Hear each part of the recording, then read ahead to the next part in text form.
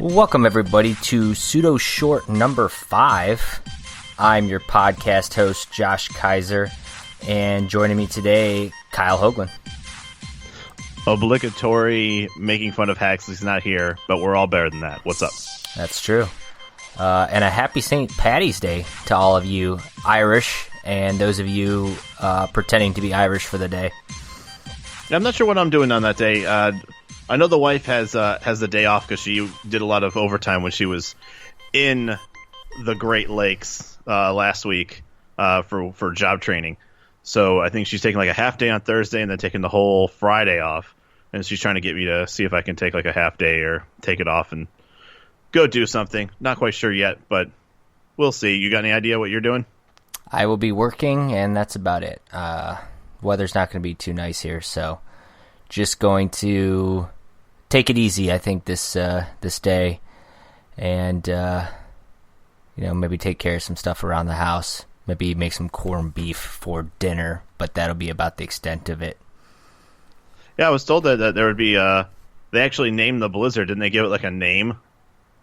I believe so, but it like Stella or something. I don't remember. Yeah, I think that sounds right. But anyways, enough about that. If you are stuck in a blizzard, you're not stuck in a blizzard, it might be in your best interest to go out and see Logan, if you haven't, which is going to be the topic of today's podcast. Kyle and I are going to be here breaking down the movie for you, kind of giving our pseudo-short review on the movie. And for those of you who aren't sure about whether you want to see it or even aren't sure what it's about, Logan is the third standalone Wolverine movie. Of course, Hugh Jackman started the iconic role of Wolverine back in the 2000 X-Men movie, and he's actually played in 8 different movies, the Wolverine character. And this is the final standalone one, which I think you and I both agree is the best of the 3 standalone ones. But it doesn't take much to say that. I was going to say, going into this movie, I'm pretty sure they could have rolled credits when it started, and that would have been the best of the 3 Wolverine movies, as Wolverine Origins and The Wolverine were both awful. Well, I'll say this: if this found a way to be worse than the other 2, then that's near impressive. Just because all the trailers, all the teaser stuff that I think we've been seeing for the past 6 months or even 8 months, all kind of hinted that this was going to be a very different movie. And I think a movie that one thing I think I've noticed about Fox, when they're like, or at least the only time I've really seen it with Fox, is that when they have the ability to push the envelope and go past the PG-13 rating, and they have a little bit more liberty with what they're going to put in the movie, they actually come out with a pretty good product. I mean, Deadpool was a good example of that. So, yeah, I would say for the most part, Fox has a pretty bad reputation when it comes to delivering on a good Marvel movie. Although I said a couple of the X-Men First Classes on those were good. I don't think they're anything to like write home about, but they were good. But overall, there have been way too many really crappy movies that kind of, shadows over anything that could have been redeeming. But this one in particular, they had nothing to lose. You might as well just go edgy with it, go rated R, and make it the Logan movie that I think the comic book nerds that know the story of the latter parts of Logan. It's gory, it's sad, it's dreary. It's not colorful costumes and X-Men for definitely. Yeah, I mean, that's, right off the bat, they go with the rated R, and Deadpool sort of set the standard for rated R comic book movies, and before then, I think Fox was a little hesitant on doing it. You could see there were moments in previous X-Men movies that, they really wish they could have, if nothing else, for the Wolverine character, because he is vulgar. He's literally stabbing people with his claws, and the adamantium exoskeleton can do some damage. So, they really would like to have done more in the previous ones, but they had to tone it down. And, for those of you who might be trying to take, the wife and kids to the movie, I caution you a little bit. And like you said, Kyle, it's gritty, it's bloody, it's very violent. There's a lot of cursing, and there is a quick nudity shot where a woman flashes the. That's PG-13 nudity as far as I'm concerned. Like one flash part that was like not even 2 seconds on camera. That's not too big a deal. But going back to the kid's eye or the parent's eye, maybe think twice. You shouldn't be thinking. This is not a children's movie. This is not your kid's X-Men Wolverine movie. Like it's not for them. No, it's not a typical superhero movie. I mean, it's and that's, I say that in the best way possible, because I think it benefited by not being a typical superhero movie. And you're right, it's not something you don't really need to take the kids to this one. And it's the young adult and the adult comic book movie, the one that you would love to see in other aspects, but you're not going to, because they want to be family friendly, and this one's not going to be, and that's okay. I've noticed that a lot of the latter movies, I feel like they kind of cater to who are the fans of it. Like, so we grew up watching X-Men, like all the different X-Men back in 2000 when we were, 16 years old, 15 years old. And now that we're full-grown adults, it was nice to finally, have this all come to fruition with a full adult movie to end it. I feel like there was, we didn't. It's nice when they don't have us outgrow their movies, in a sense, where we all kind of grew up together.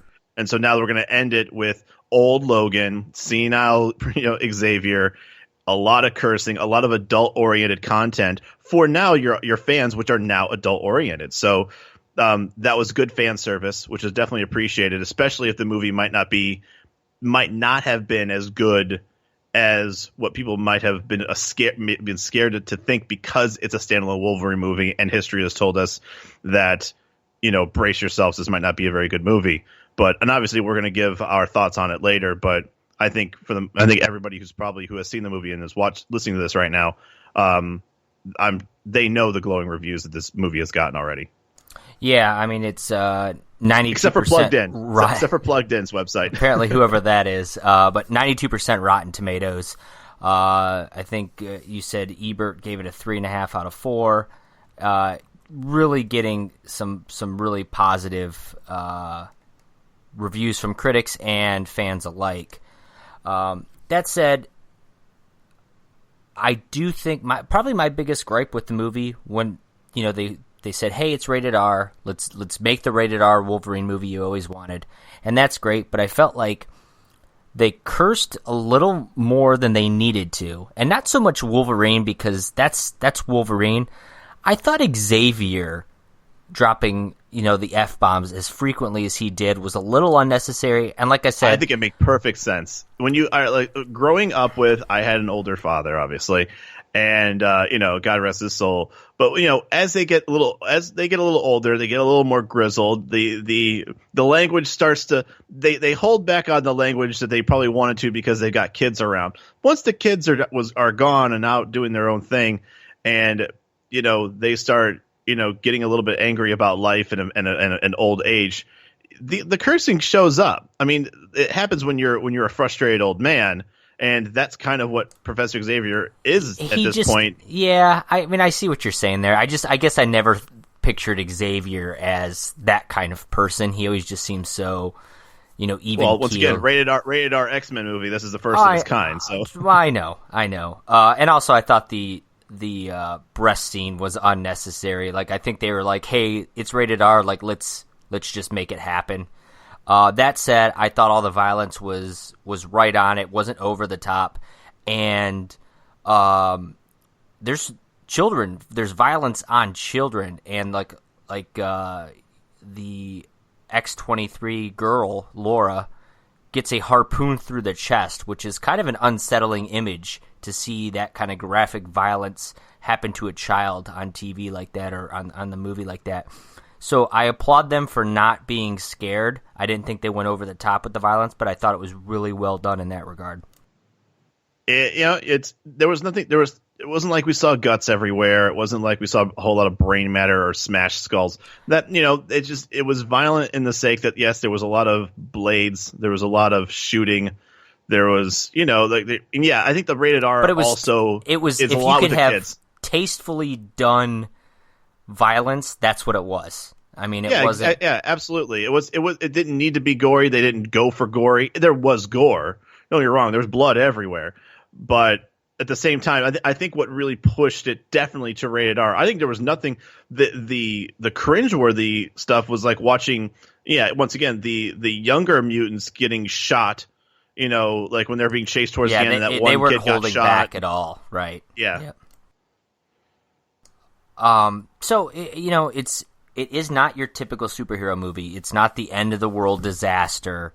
It's Wolverine's coming of age story in many ways, where he is trying to just pretty much. It's kind of depressing because he basically he's ready to die. He's older, he's sick, he's not healing like he used to, and then all of a sudden it comes across this girl who is basically, for lack of a better word, his daughter. She's made from his genetics. They're testing on her. She has his skills, his abilities, and next thing you know, plus foot claws. Right? Yeah, plus the foot claws. And he needs to protect her, and it becomes this awkward family reunion trip here with not family reunion, but just a family trip with Professor X, who is now kind of senile. His brain is finally looks like his mind is kind of working against him, and he's sort of losing it, and he's sort of playing the kooky old grandfather. And you got Logan, who's the bitter, father who just doesn't want any responsibility and just wants to go end it all. And then you've got this angsty little firecracker of a daughter with the abilities, and it's like the three of them kind of go on this road trip.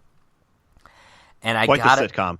It really is. And I gotta say, the acting from those three, Patrick Stewart's fantastic. Hugh Jackman was born to play Wolverine, and you finally, he was always great in the role, but you really finally got to see him play it to the level that Wolverine deserved to be played at.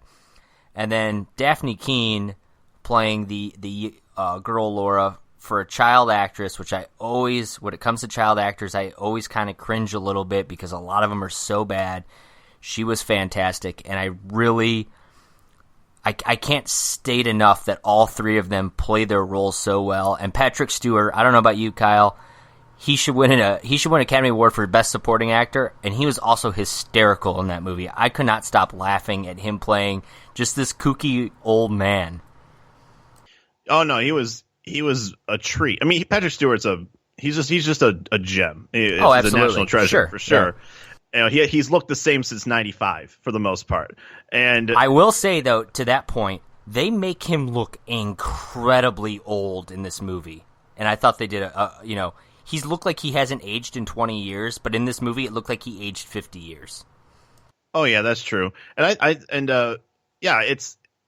he's awesome. I think Daphne Keane, I think one of the advantages with this role was really she had probably a handful of lines as well. So it wasn't like they made her go out there and read Lonesome Dove. True. They catered it well there. And obviously a lot of the action scenes, obviously she's not up there doing Hurricane Ranas on dudes and stabbing people in the chest.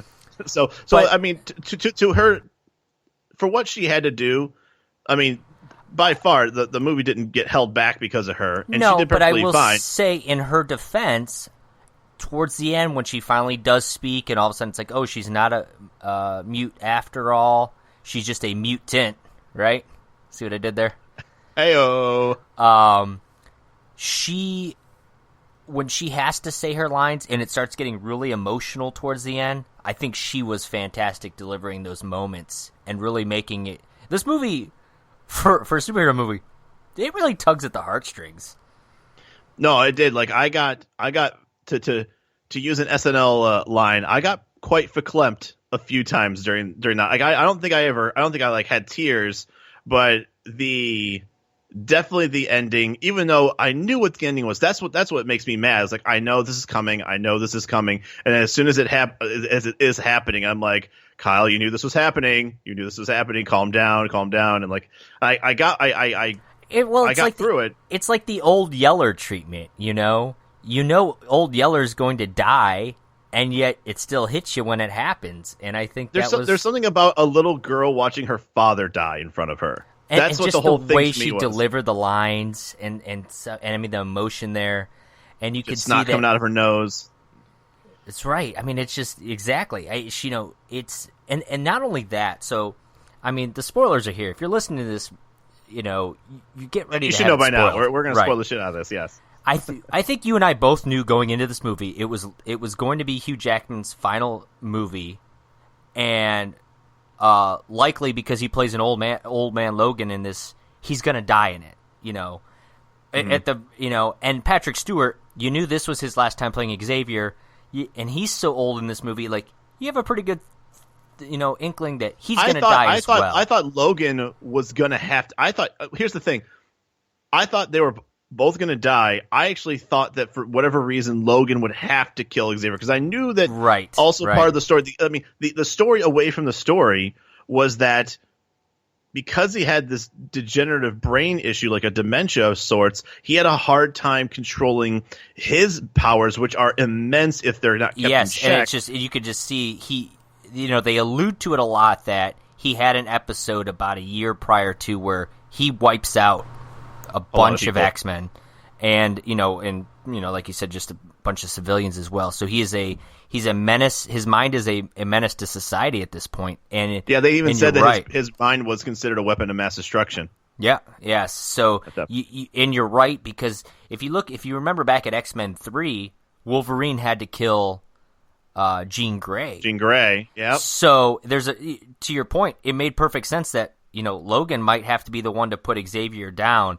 And this guy, he is so it opens up and he's just an alcoholic. He's got an adamantium bullet that he's ready to off himself with, and the whole plan is he wants to get a boat, drive him and Xavier out to the middle of nowhere in the ocean, wait till Xavier dies. Yeah, the only person that can hurt. Well, the only person that Xavier could potentially hurt is Logan, and Logan would be fine with it. Right, and then once Xavier dies, he's gonna kill himself. I mean, that's what he's ready to die, and you can't blame the guy. He's been through so much.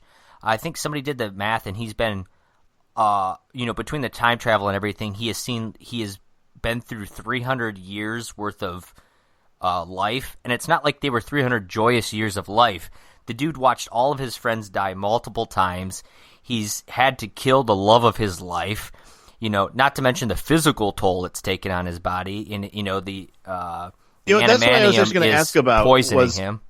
Okay, is that what was going? Because it seemed like yes, if it was the adamantium, but at the same time too, it seemed like there was a lot of hints around that he could get treatment for it in a sense, but he just never wanted it. It almost seemed like he could live longer and he could have been treated for it. Even the doctor said, like, yeah, you need to get some actual treatment for this, and he's like, "No, I'm good," and just leaves because he knows that regardless of whether or not it could be treated, like he has nothing to live for. Well, and that's what what's it the is. Point? So yeah, he could have been. I think it would have been prolonging the inevitable, and they don't really discuss it in this movie at all. But the thought in what happened in the comics is the adamantium exoskeleton he has inside of him is actually poisoning him. And because of his healing ability, he's able to survive for so long. But eventually it does. It basically weakens him. And then, this is what, in almost the year 2030, 2020 something? 2029. Yeah, 2029. So he's been around for a long time. So it's finally taken its toll on him. And to your point, I think he was just like, there's no sense in getting treatment because I've seen and done it all. And really, I'm ready to be done, Yep. I feel like I think the only thing I guess I can say that I didn't care for the movie was there were a lot of, once again, I said there were a lot of things that I felt like could be very easily predicted in the movie. I think we all went in there going that Professor X and Logan are probably not going to survive the whole movie. I think so, but I don't think you predicted... Well, maybe Logan's death you could kind of see coming in the way it is, but I don't think you saw Xavier necessarily dying the way he did. Well, no, the one thing I actually went in there, and I was talking to somebody in the because I'm like, who's going to be... Obviously, there's got to be some bad guy. It can't just be the entire movie of just like, the world's most awkward road trip to North Dakota. Though I would totally watch it if it was. Probably. But like there's got to be something, and because they were talking about how they found some other thing that was better than the kids, because obviously they were creating mutants from these kids by like putting the creating weapons and everything in there basically. Yeah. But then they said they were going to kill them off there because they found a better solution, and the first thing I thought was, I think they actually created actual full-grown mutants, and I thought to myself, because I've seen, we've seen the, oh god, what the hell is that movie? Terminator, where you see like Arnold Schwarzenegger looking like a young person, and like they had that technology where they can show somebody, somebody's face. They kind of did that with Rogue One with Carrie Fisher. And I'm like, wouldn't that be some shit if they just like recreate like a young looking Hugh Jackman who's just like on steroids, like an unstoppable killing machine Wolverine in his prime. And then all of a sudden I saw him come out of when I saw him get stabbed, when I saw Xavier get stabbed by Logan. Yeah. And I'm like, oh my God, what the hell happened? And then when I looked over and I'm like, that dude's got way too much dark sideburns. And then realized, oh my God, that's Terminator. And I started laughing because I'm like, I can't believe they actually did do that. Yeah, that's what they say is that children that have too much time to grow up and develop feelings, basically, and they needed to find somebody who has no feelings. They want to create literally an unstoppable weapon that does not... An X-weapon, if you will. A weapon, yes, exactly. That, just makes its choices based on yes or no, what is the order, does not care, feelings are going to be hurt, does not have a conscience, basically, and that's what they do. But I will say that, I think that scene, when Patrick Stewart is laying there, and he's in bed, and they had this day where they were driving in the car, the three of them, and they had dinner, this nice home-cooked meal by this family who was running this farm they're at, and Patrick Stewart's sitting there and he's emotional, and he says he thinks it's the actual Logan, and it's not. It's the weapon, and he sits there and tells him, he said, "Thank you. This was the most perfect day. I don't deserve this," because now he's remembering that he killed all these X-Men and these innocent people. Not by choice. It's just his mind being what it is, and the realization sitting down that, he's like, I don't deserve this. That whole way he plays that scene is just so intense, and he does so well with it. And then he immediately gets stabbed by Logan, and you're sitting there thinking like, oh God, after all this, now he thinks Wolverine killed him. And that's why, then Hugh Jackman comes in 5 minutes later, and he's like in tears, like trying to tell him like, it was not me. It was not me. Yeah. And he's so pleading desperately to let Xavier know like that was not him. That moment to me was probably the most tug at my heartstrings moment, because they've had a relationship for a long time, 17 years in movie time, but in actual timeline they've at least 30, at least 30, at least 30, more than that. It was. If we're talking from 2000, if we're talking 2000 to 2029, that's true. Yeah, so at least 30 movie timeline years. Yeah. Yeah, exactly. So it is, to me, this was Logan proving to Xavier that he had, this potential that Xavier always saw in him, and Xavier really was a father figure to Logan for much of his life. So it was such an emotional moment for me, and I really, really appreciated the way they had, that this whole movie played out, but really that whole scene there. Well, it was a good send off for both of them because really they were the surviving cast members of this crazy world that we've been a part of for 17 years. So it made sense that they had their moment because really, even though it's a movie about Logan, it's called Logan. I mean, a lot of it had to do. I mean, a huge factor of this movie is still Professor Xavier. Yeah. Oh, yeah. Absolutely.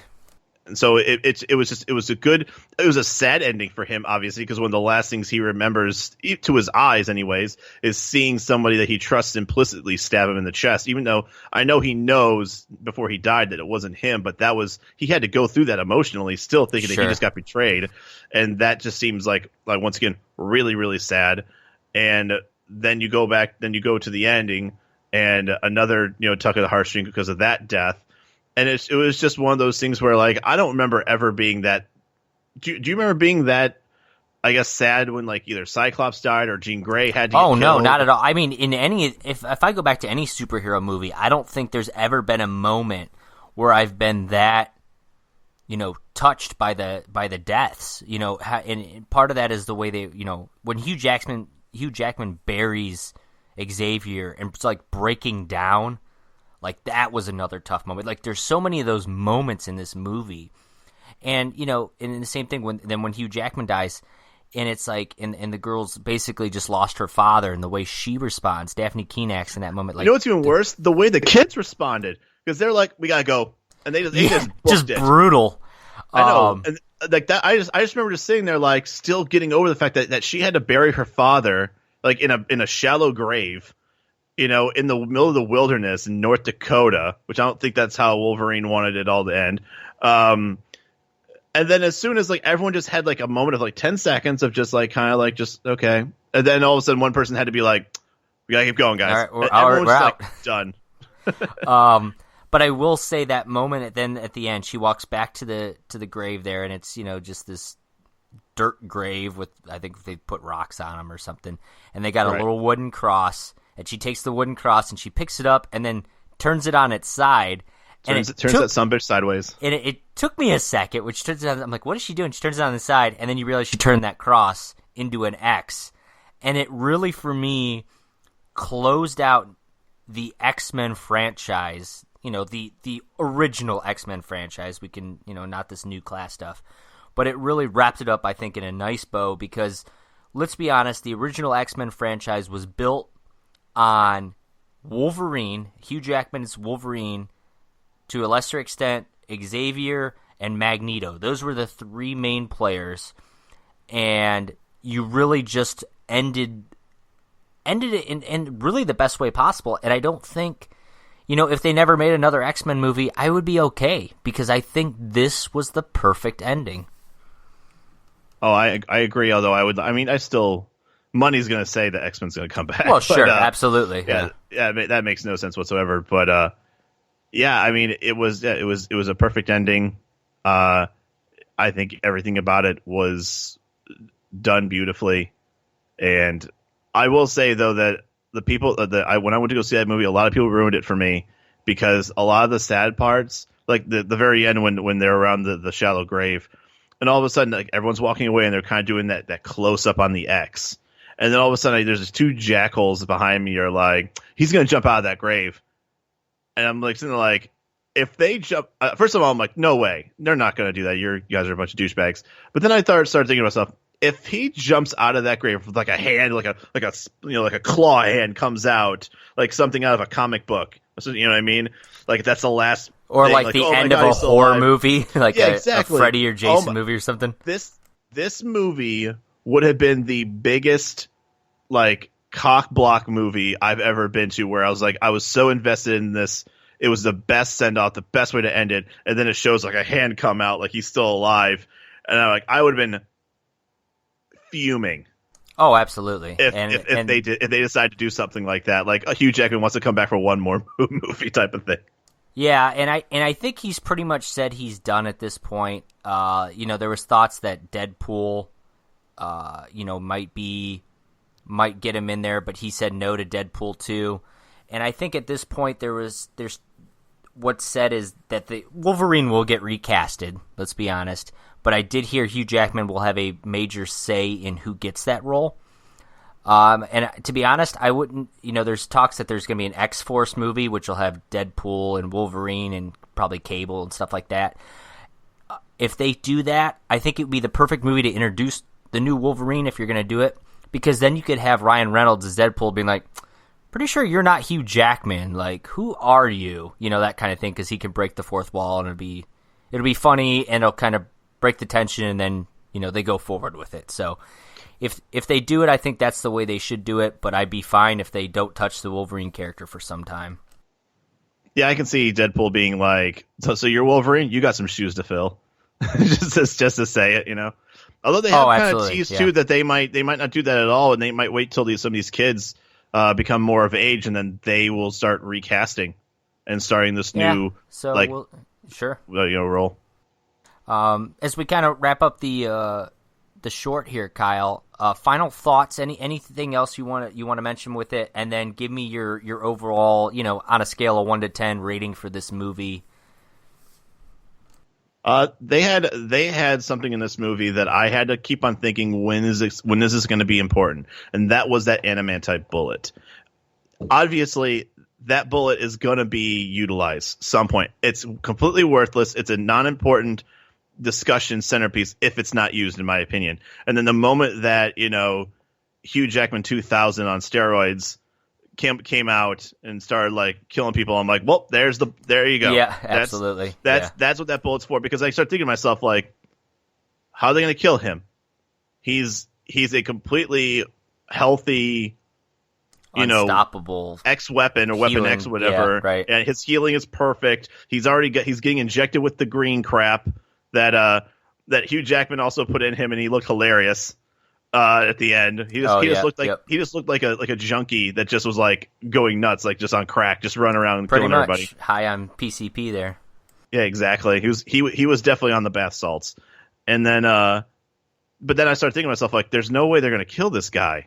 So then, and also the other thing I kind of gave credit to, because it's a long history, it's a long, like a well-known, well-documented story that Wolverine Logan doesn't like guns. He's never used a gun. He's never cared to use a gun. And yet he killed Xander with a gun while he was like talking. And he's just like, I'm done hearing from you. And he just shoots him in the head. Yeah. Like I felt like that might have been the lowest point of that movie. And that's a good thing, because that's fine. It just seemed like he was the true bad guy in this movie, because he was the son of the guy that Wolverine killed in Apocalypse. And for him to just go out with just like, basically quick draw McGraw Logan, just shooting him in the head. But then now I knew that gun was there. I'm like, okay, everything's in place now. I thought that even before the fight started, I was like, okay, all the pieces are there for the younger weapon to get killed. So it was cool, because I liked the idea, but at the same time I was kind of bummed that I was right, because I like being surprised. Yeah, I can see what you're saying there, but I guess it wasn't set out to necessarily shock you in with these major twists and turns, but that's okay. I'm okay with it. I thought, like I said, there was some good comedy in there, but when it was serious, it was very serious, and it was a great mixture. And overall, it's probably one of the best movies I've seen in a long time. I personally am probably going to give it somewhere in the 8.5 to 9 out of 10. I gotta say, it's a very, very good movie, and I recommend it to anybody who wants to go see it, especially adults that are into this X-Men universe and want to see a proper ending for it. I think the scores are sort of inflated because of the first two standalones, and obviously those were, for the most part, dog crap, and because this one was not. By all means, it's a very good movie. Don't get me wrong. I'm not trying to downplay it. I'll even compare it to the other X-Men movies and stuff. I think it's, I'm just comparing it as a standalone superhero movie. I think it's better than Deadpool. I think it's probably better than most, if not all, of the X-Men movies. There might be one or two that I liked just with all the characters in it. But I think it's better than most of the DC movies that have come out, and probably a lot of the Marvel movies that have come out. I really, really liked the way this movie was handled. Did you also notice that in the Wolverine, there was this girl in there? I think her name was Yukio. Her like mutant ability was she had the ability to see people's deaths, and she hinted that she saw Logan's death, and the quote was, "I see you on your back. There's blood everywhere. You're holding your own heart in your hand." Yes, I did. That's from the Wolverine. Great point. Yep. And then the ending was, obviously he wasn't holding his actual heart, but he was holding the hand of his daughter. Right, and he realized what died. love was, and she did too. So he was holding the metaphorical heart in his hand. So I thought that was great, if great anything point. If anything the Wolverine gave us, it was at least a touching reality of what his death was going to be. I agree, and I think that's a good closing for this Pseudo short. And for those of you who have seen it, let us know what you think. Feel free to reach out on Twitter, Facebook, all of our social media accounts, pseudonerdpod.com for all of those. And don't forget to join us next week as we will preview the upcoming WrestleMania. And WrestleMania. the granddaddy of them all. I had to buy my wrestling shirts today. I hope you got them too. I still got to do that. Better hurry. I will. From the Great Lakes to the Golden Gate, I am Josh Kiser. He is Kyle Hoagland. And we will see you guys next time. See ya.